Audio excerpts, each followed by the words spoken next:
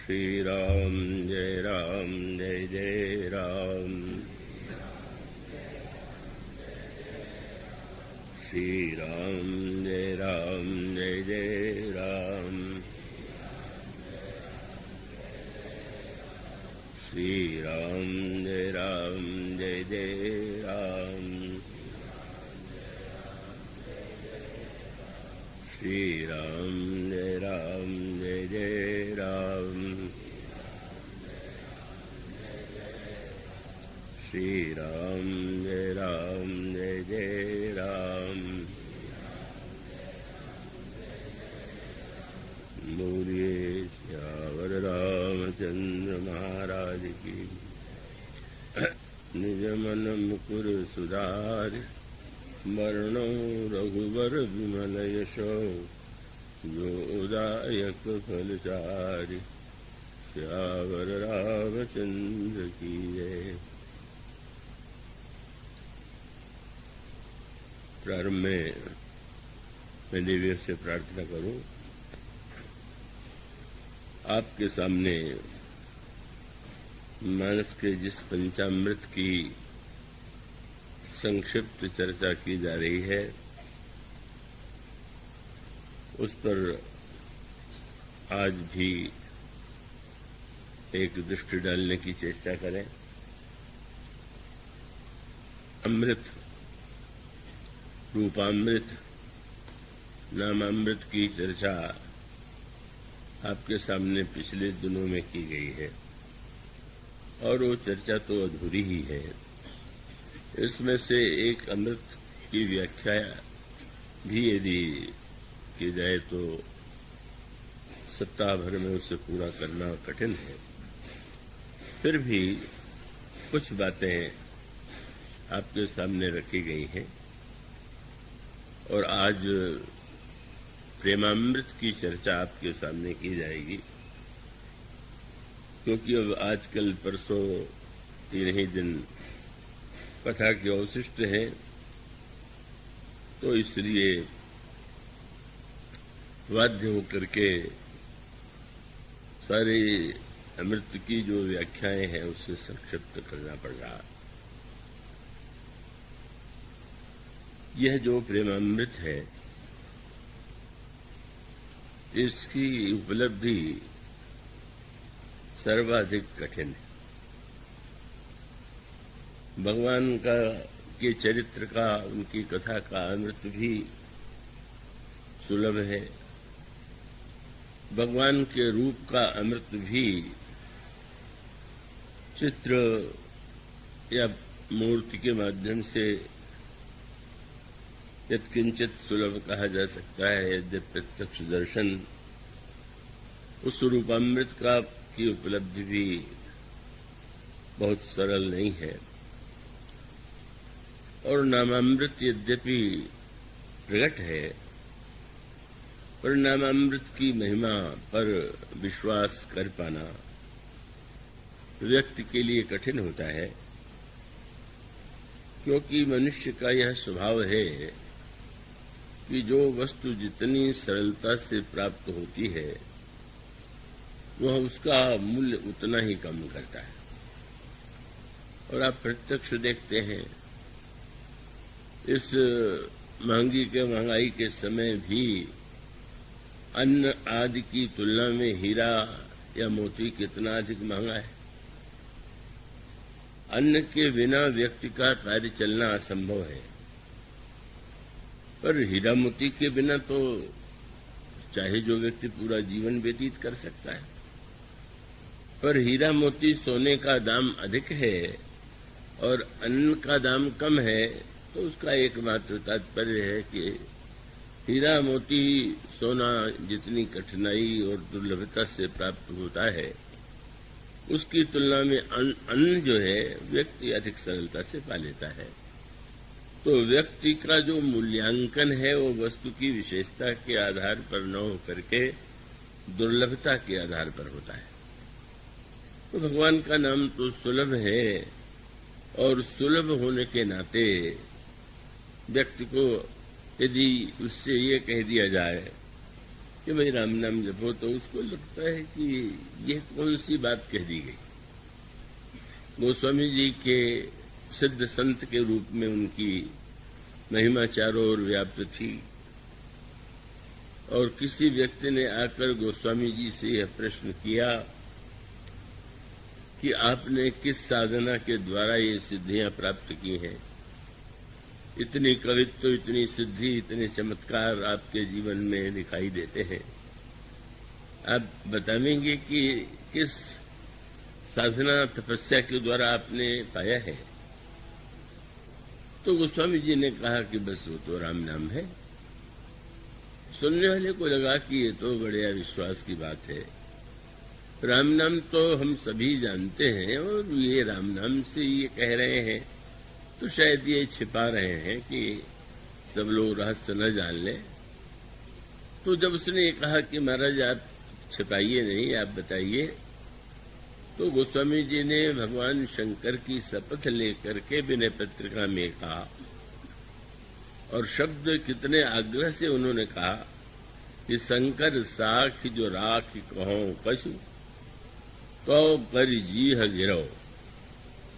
अगर मैं शंकर जी की शपथ लेकर के कहता हूं कि अगर मैंने कुछ भी छिपाया है तो मेरी जीभ गल कर गिर जाए।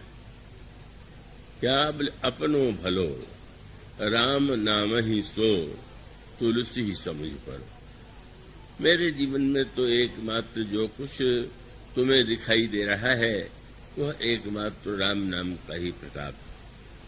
तो राम नाम, यद्यपि राम नाम का अमृत सुलभ है, पर उसके अमृतत्व पर विश्वास करने वाले व्यक्ति दुर्लभ हैं। लेकिन यह अन्य अमृतों की तुलना में जिस अमृत की चर्चा आज आपके सामने रखी जाएगी वह सबसे दुर्लभ अमृत है। और वह दुर्लभ अमृत जो है कहाँ है? श्री रामचरितमानस में उस अमृत का जो रूप, स्वरूप और उसका जो संकेत प्रस्तुत किया गया वो बड़ा ही गंभीर है, महत्वपूर्ण है। और उसमें एक अंतर आप पाएंगे कि कथामृत का जो प्राकट्य होता है वह तो संतों के द्वारा होता है। गोस्वामी जी उत्तरकांड में कहते हैं कि वेद समुद्र है, ज्ञान मथानी है, और संत इसके मथने वाले हैं, और उससे यह जो अमृत है, कथा का अमृत प्रकट होता है। ब्रह्म पयो निधि मंदर ज्ञान संत सुर आहि, कथा सुधा मथि काढ़िय भगति मधुरता जाए।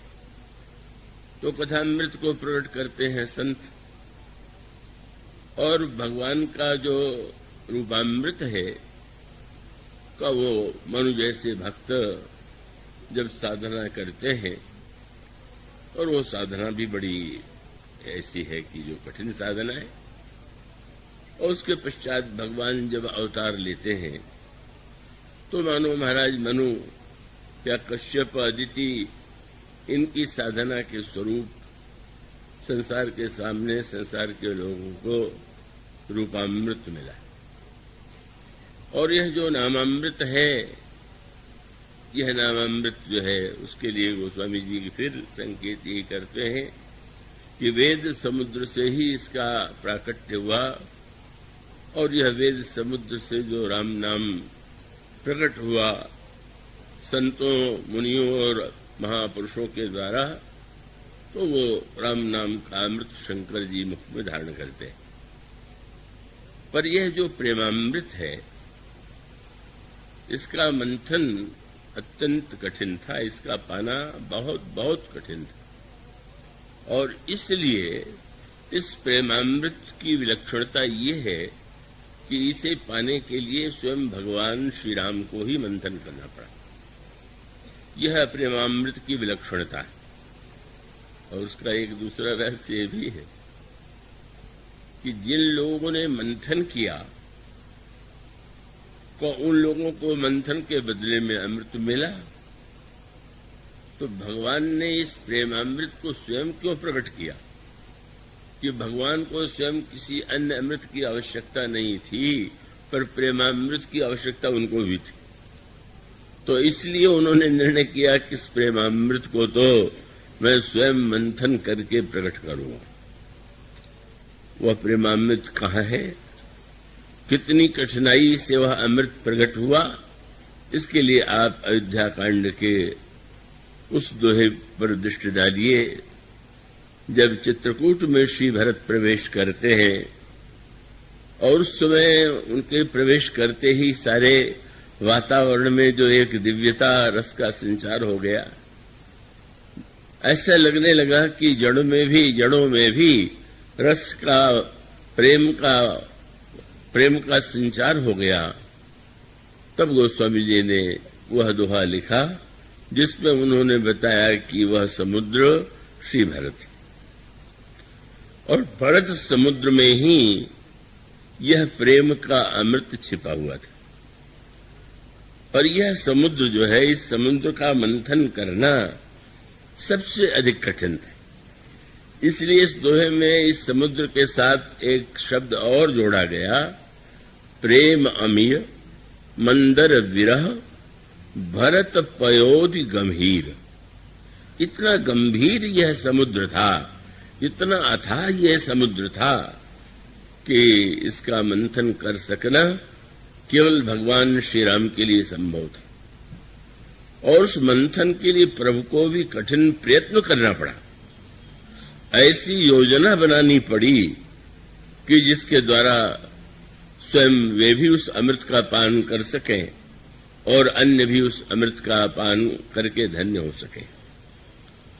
तो ये जो श्री भरत है वह गंभीर समुद्र है और उसका अभिप्राय यही है कि जैसे आप किसी समुद्र के तट पर जाकर के खड़े हो जाएं तो आपके सामने जलराशि का विशाल रूप तो दृष्टिगोचर होगा, आप सामने उसे देखेंगे, पर उस समुद्र के अंतराल में क्या है कैसे आप नहीं देख पाते, केवल जल दिखाई देता है।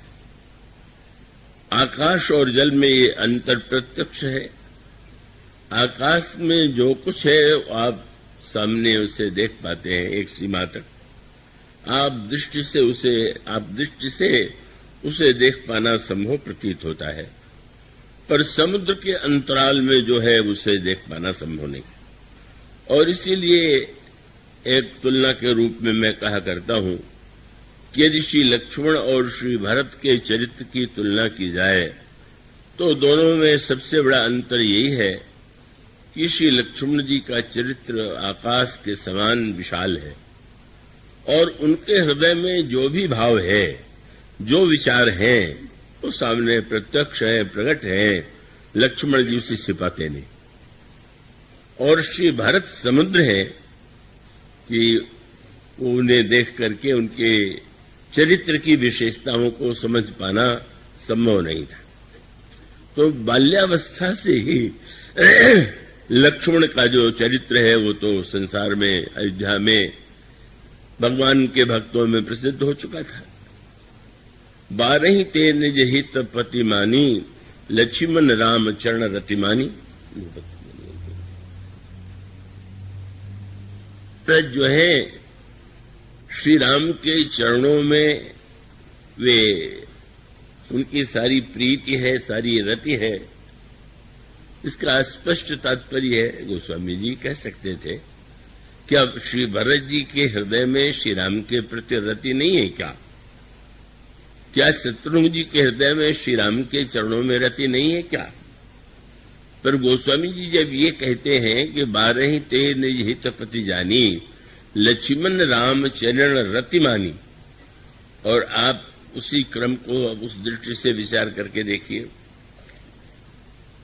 गुरु वशिष्ठ को आमंत्रित किया महाराज दशरथ ने, आपकी कृपा से जिन 4 बालकों का जन्म हुआ उनका आप नामकरण भी कीजिए।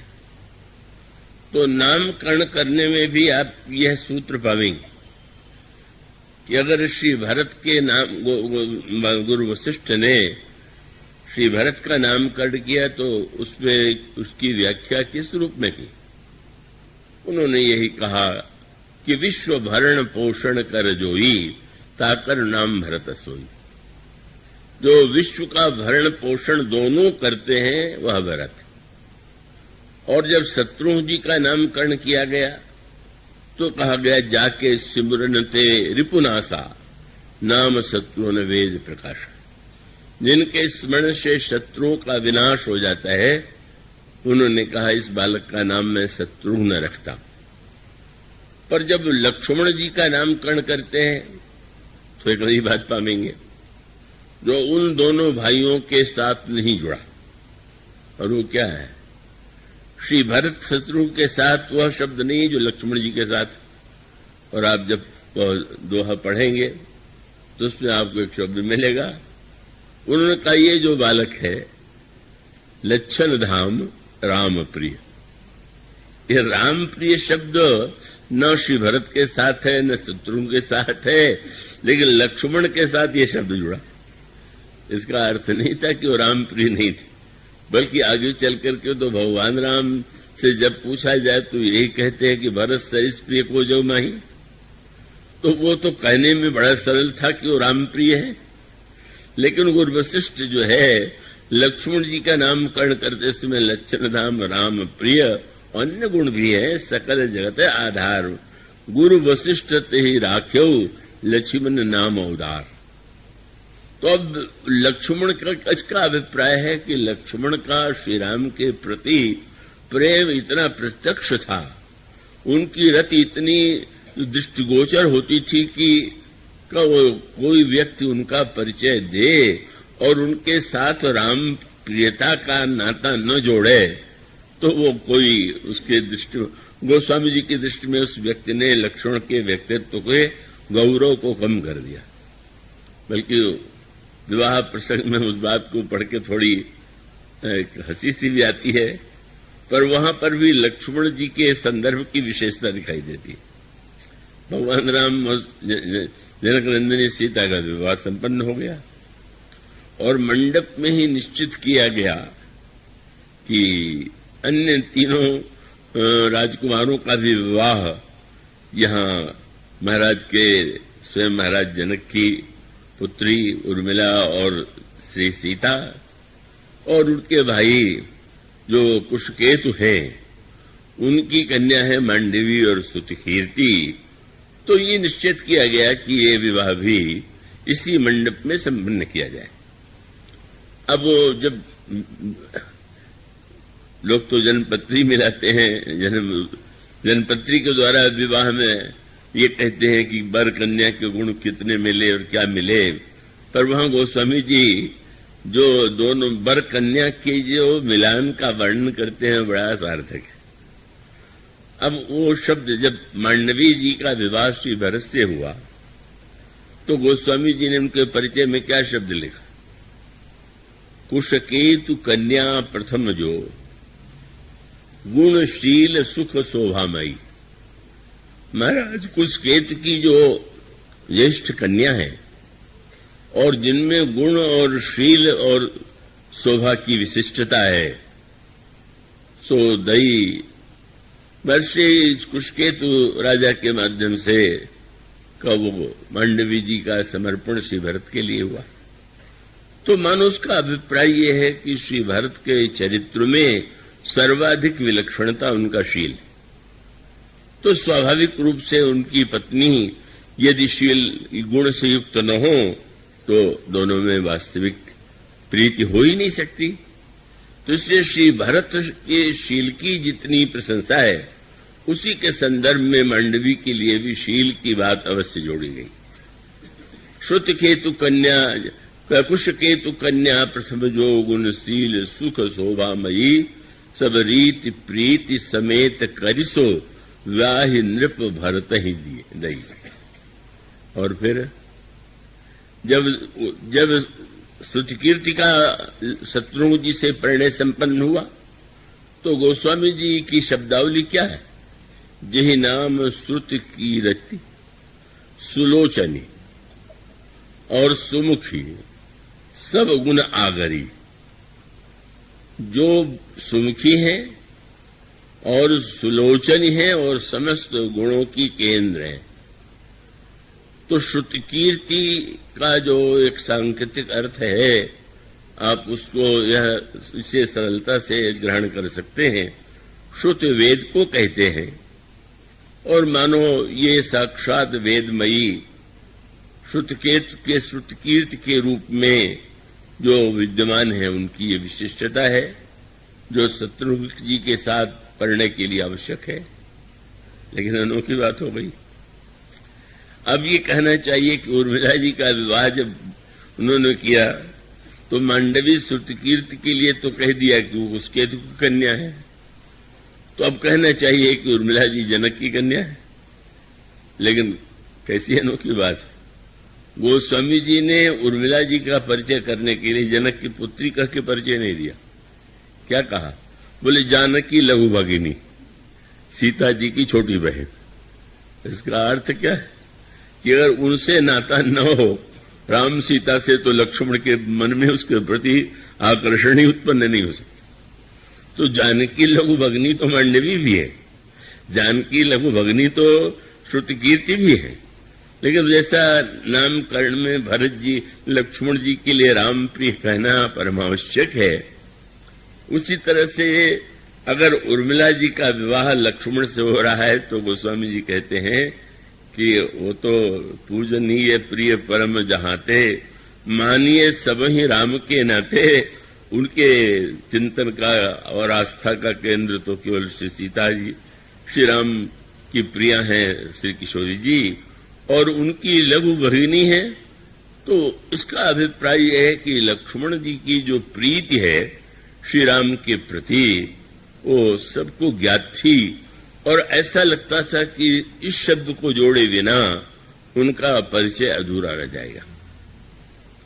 अब वो जो श्री भरत हैं, जिनके लिए गोस्वामी जी को लिखना पड़ा भरत पयोधि गंभीर, इसका अर्थ क्या कि श्री भरत का जो विलक्षण चरित्र है वो बाहर से देख करके, उनके व्यवहार से, उनकी वाणी से का समझ पाना असंभव था।